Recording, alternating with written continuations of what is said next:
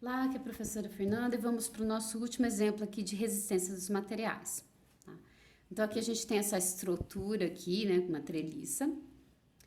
E a gente tem uma carga aqui aplicada, puxando aqui para baixo essa estrutura de 40 quilonewtons. Tá? A gente quer determinar os diâmetros da barra 2, 3 e 4. Tá? Dada essa configuração, a barra de baixo está apoiada aqui nesses dois apoios fixos. Né?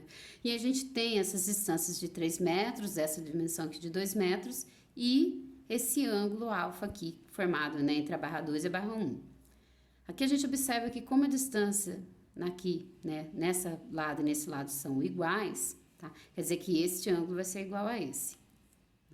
Então a primeira coisa que eu vou fazer é determinar esse ângulo aqui, tá? Porque aqui a gente vai precisar fazer o balanço de forças primeiro. Vai precisar nesse ponto fazer o equilíbrio de forças para descobrir a carga aqui na barra 3, né? Para depois a gente poder fazer o dimensionamento. Então o objetivo aqui é determinar a força que está atuando na barra 2, força que está atuando na barra 3, 4 e a força que está atuando na barra 3, para com esses valores eu determinar o diâmetro de cada uma. Então o balanço de forças vai ser com esse objetivo. Bem, de novo aqui, né, olhando a figura, eu vou ter reação em A e reação em B. Aqui, como é simétrico, tá? Eu não vou ter na direção X aqui nesses pontos A e B.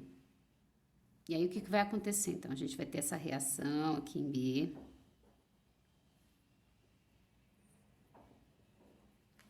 E essa reação aqui em A.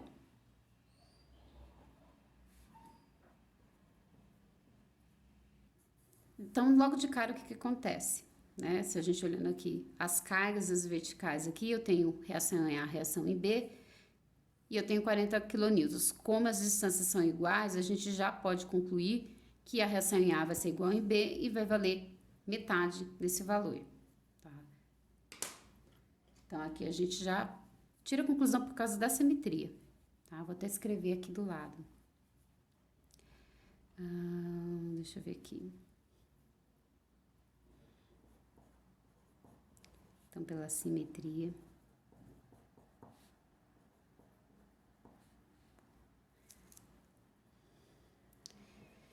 do conjunto,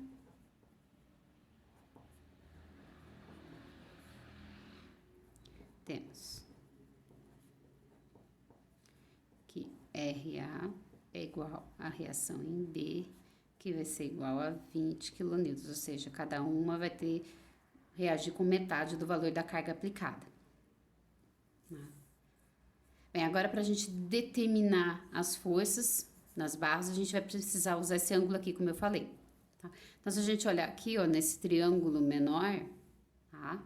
Eu tenho cateto adjacente, eu tenho cateto oposto. Então, com tangente, eu consigo determinar esse ângulo. Então, a gente vai fazer que a tangente de alfa é igual a cateto oposto dividido pelo adjacente. Então, aqui a gente sabe que alfa é o arco tangente dessa divisão, né? 2 dividido por 3. Então, isso daqui, né, vai ser... Lembra que isso aqui é a função inversa da tangente. Na calculadora, muitas vezes, está escrito tangente a menos 1. Tá? Então, a gente vai fazer 2 dividido por 3 e fazer a tangente a menos 1 desse valor. Então, a gente vai ter o ângulo aqui de 33,7 graus. Então, agora que a gente vai começar a trabalhar com esse ângulo aqui. Tá? Bem, se a gente tá puxando isso aqui, provavelmente eu vou ter uma reação nessa direção. Vou pôr em outra cor para não confundir aqui com as reações. Tá? Eu vou ter uma força F1 aqui nessa direção.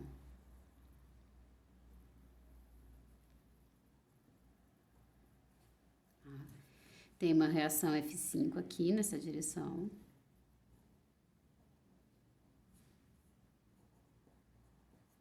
Tá? Tenho uma reação também em X, né? Porque isso daqui vai gerar uma componente em Y, uma componente em X aqui. Aqui também eu vou ter uma componente em Y, uma componente em X aqui. Então, se a gente olhar aqui, ó, só pensando na barra 2, tá? Só pensando nesse trechinho aqui. Então, a gente vai ter que o seguinte, eu vou trabalhar só nesse primeiro triângulo aqui, ó, só nesse ponto aqui, né? Então, se a gente fizer o somatório das forças em Y aqui, tá? Isso vai ter que ser igual a zero.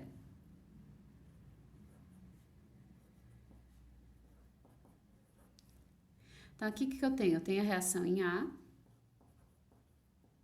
tá positiva, no sentido positivo, e aí vai ser menos, tá? Porque F1 vai ter uma componente aqui, ó, em Y, tá? Apontando para baixo. Essa componente aqui em Y, tá? Ela é o quê? F1 seno de alfa. Então, a gente vai ter menos F1 seno do alfa que a gente determinou aqui, que são os 33,7 graus. E isso daqui vai ser igual a zero. Porque esse daqui, vou até desenhar aqui do lado, ó, no caso de F1. A gente tá com F1 nessa direção. Tá? E aí, lembra que aí ele vai gerar pra mim uma componente em Y, uma componente em X. Tá? Como aqui é alfa, ó, a componente Y é o cateto oposto, então é seno. Tá? Então, a componente Y é F1 seno de alfa, e a componente em X é F1 cosseno de alfa. Tá? Por isso que tá esse valor aqui. Lembra que o nosso objetivo é determinar essas forças nas barras para a gente conseguir dimensionar as barras 2, 3 e 4. RA a gente já determinou que vale 20 kN, então a gente consegue agora achar F1. Tá? Vou isolar F1 primeiro aqui. Vou passar para cá, vai ficar positivo, depois eu passo o seno dividindo. Vou fazer um pouquinho mais direto. Então, o F1 aqui, ele vai ser a reação em A dividido pelo seno de 33,7 graus. Então, isso daqui vai ser os 20 kN dividido por seno de 33,7. Então, F1 nosso aqui vai ser... Arrumar aqui, na verdade, vai dar 36,0 quilonewtons. Então, a gente achou F1. Por que eu preciso desse valor? Porque agora a gente vai fazer o balanço aqui, né, desse triângulo aqui, ó, em X para achar F2. Tá? Então, a gente faz que o somatório das forças em X vai ser igual a zero. Tá? Nessa região aqui. Então, lembra que aqui eu tenho, tá, essa força aqui na direção X aqui, F2, tá? Vou supor nessa direção, depois a equação corrige pra gente, vamos dizer assim. Então, eu tenho aqui F2. Então, em X, o que a gente tem, tá? A nossa força F2 aqui, tá? Eu supus pra cá, então ela vai ficar negativa. E depois, quem mais que tá atuando aqui? A componente X de F1, que a gente já viu que é F1 cosseno. Só que F1 também tá apontando aqui pra esquerda. Então, é menos, tá? F1 cosseno de alfa. E isso aqui tem que ser igual a zero. Aqui, o que vai acontecer aqui, né, do que eu fiz? F2 vai ficar negativo, que quer dizer que é na direção contrária a que eu fiz a suposição aqui. Então, vamos isolar F2. A gente já vai concluir, então, que F2 vai ser igual a menos, eu vou obedecer a equação que eu escrevi aqui. A F1 cosseno de alfa. Então, esse é menos o F1 que a gente calculou de 36 vezes o cosseno do ângulo de 33,7. Então, isso daqui também vai nos dar...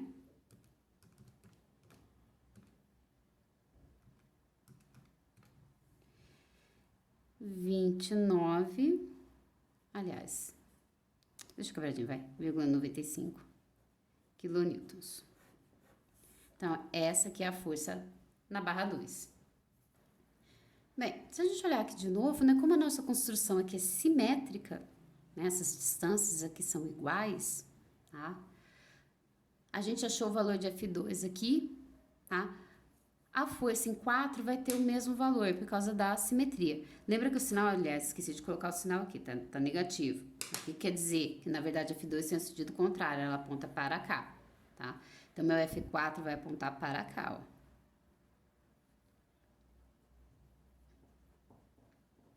Então, ó, como, né, minha construção aqui, meu elemento é simétrico, a gente conclui que F2 é igual a F4.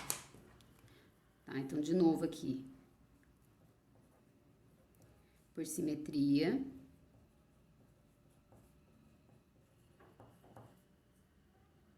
a gente conclui que a força na barra 4 é igual à força na barra 2, que é o mesmo valor aqui, de 29,95 quilonewtons.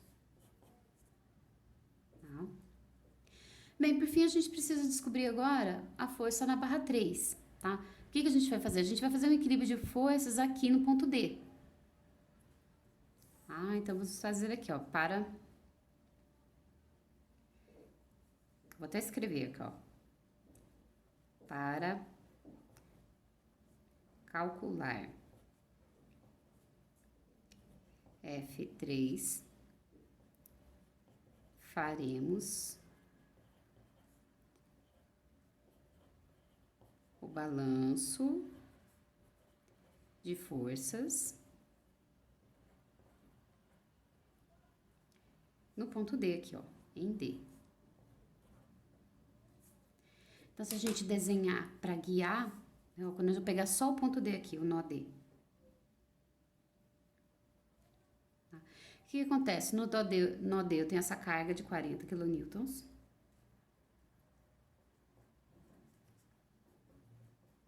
Tá? E aí ela gera uma reação aqui, né? Mesma direção, sentido contrário. Que vai ser a nossa força da barra 3.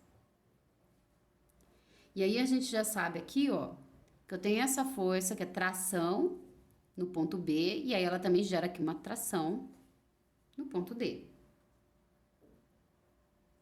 Nessa direção aqui, ó, tá? Que seria o meu F4.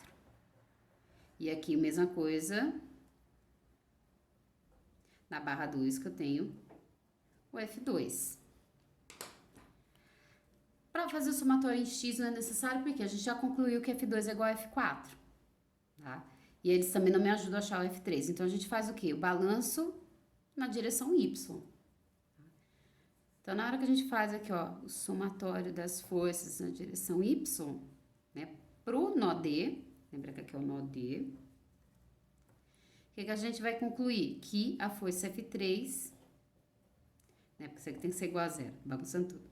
A força F3 vai ser igual aos 40 quilonewtons aplicados. Então, agora a gente conseguiu determinar a força nas barras que a gente queria. A gente tem F2, F3 e F4. Agora sim a gente consegue determinar os diâmetros da barra trabalhando com essa extensão do escoamento e esse fator de segurança. Tá? Então, agora a gente vai para o diâmetro. Primeira coisa, a gente tem que calcular a tensão admissível, como a gente já viu. Então, a tensão admissível é a tensão de escoamento do material dividido pelo fator de segurança. Então, a nossa tensão de escoamento aqui, deixa eu dar só uma olhadinha. 220 megapascal, e o fator de segurança é 2.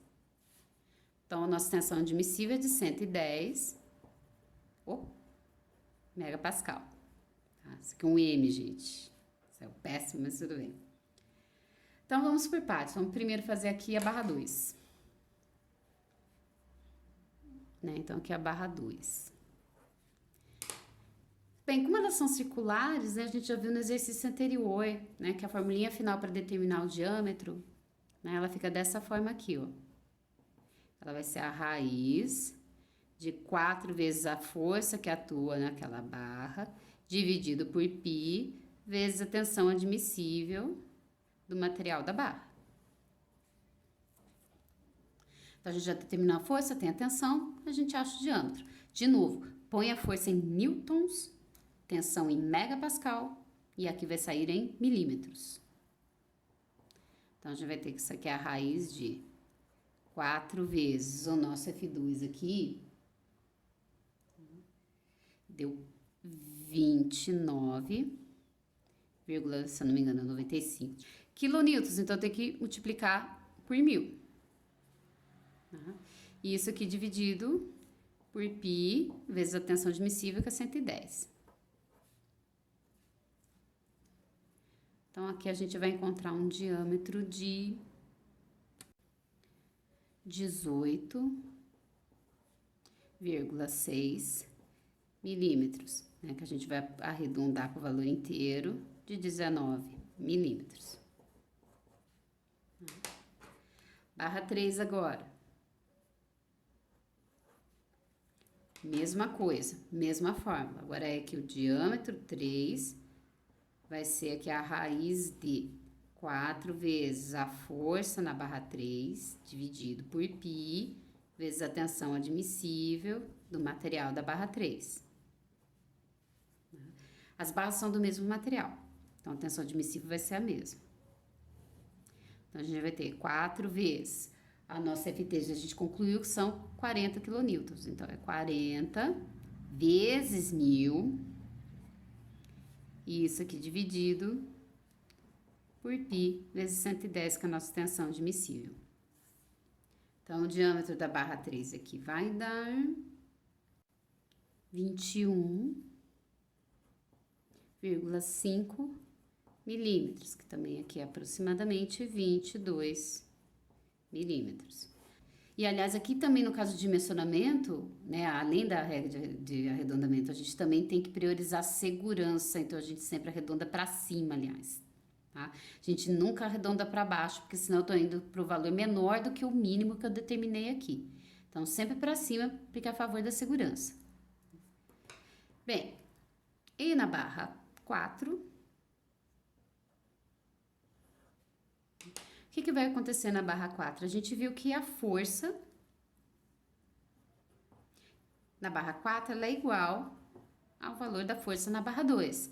E as duas são do mesmo material. Então, aqui a gente conclui, tá, que o diâmetro da barra 4 é igual ao diâmetro da barra 2, que vão ser os 19 milímetros.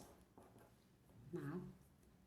Então, assim a gente conseguiu fazer o dimensionamento, né, daquelas 3 barrinhas da nossa estrutura treliçada. Tá? Então, assim que a gente vai combinando, como eu comentei, balanço de forças com dimensionamento. Voltando para fazer uma correção, falha nossa aqui, tá? Porque o exercício de área mínima, né, e não o diâmetro. Mas tá tranquilo aqui, porque é só calcular aqui a área com esses diâmetros que a gente achou, tá? Fica uma continha a mais aqui, né? Mas se a gente fosse fazer a área da barra 2... Tá? Só para vocês terem essa resposta, tá? Só fazer essa conta aqui, né? De π vezes o diâmetro ao quadrado, dividido por 4. Só para vocês terem esses valores aqui, tá? Então, seria ali o 18,6 ao quadrado, vezes π dividido por 4. Então, aqui ficaria, né, mais ou menos 272, né, aproximadamente, milímetros quadrados. A área da barra 3, isso aqui seria igual à área da barra 4, que lembra que elas têm o mesmo diâmetro. E a área da barra 3 aqui, mesma coisa, a gente faz o π, diâmetro 3 ao quadrado, dividido por 4. Então, esse daqui vai ficar... Então, aqui vai ficar 364 aproximadamente aqui, milímetros quadrados. Só faltou esse aqui que eu fiz o contrário, né? Peguei o diâmetro, mas era a área. Mas é só calcular e a gente chega nesses valores aqui, tá? De novo, lembra que a área 4, ela é igual à área 2, porque os esforços são os mesmos, tá? Então, agora sim, tudo certo. Qualquer dúvida, me procure.